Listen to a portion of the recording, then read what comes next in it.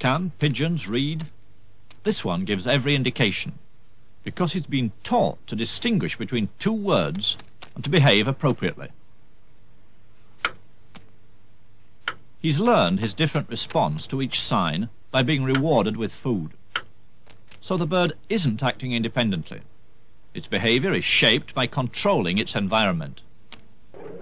The first task was to isolate an individual piece of behaviour and see how that could be changed.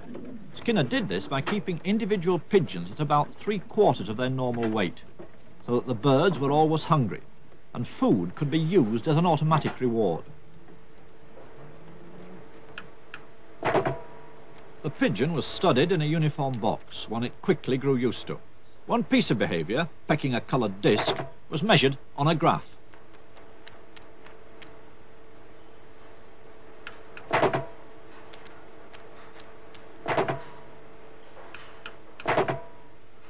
The pigeon learned that pecking the disc produced a reward. Then the behaviour of pecking could be studied in relation to how often that reward was offered, or in Skinner's terms, what was the schedule of reinforcement.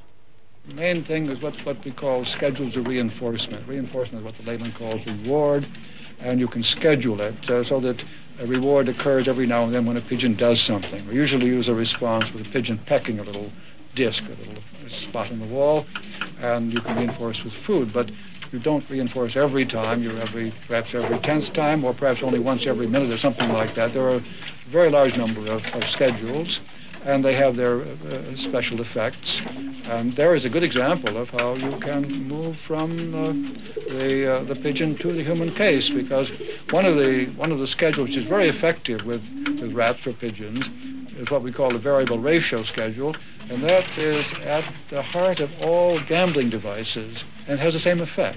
The pigeon can become a pathological gambler just as a person can. Now, the fact that we found that out with pigeons and could prove it by removing and changing the schedule makes it easy for us to interpret the case with the human subject. We don't say that the human subject gambles to punish himself, as the Freudians might say, or gambles because he feels excited when he does so. Nothing of the sort. People gamble because of the schedule of the reinforcement that follows. And this is true of all gambling systems. They all have variable ratios built into them. So what we've learned from the pigeon, it made it possible to interpret this vast field very effectively.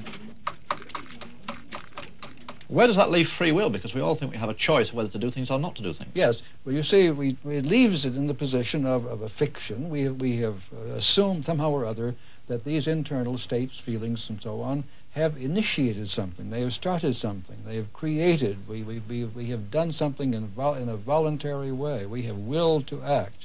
If you now look at the actual history, we find that there are external reasons why this has happened. In other words, by discovering the causes of behavior, we can dispose of the imagined internal cause.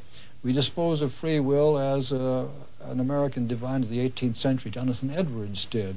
He said, we believe in free will because we know about our behavior, but not about its causes. And of course, it's the object of a science of behavior to discover causes. And once you have found those causes, there is less you need to attribute to an internal act or will, and eventually, I think, you need to attribute nothing to it.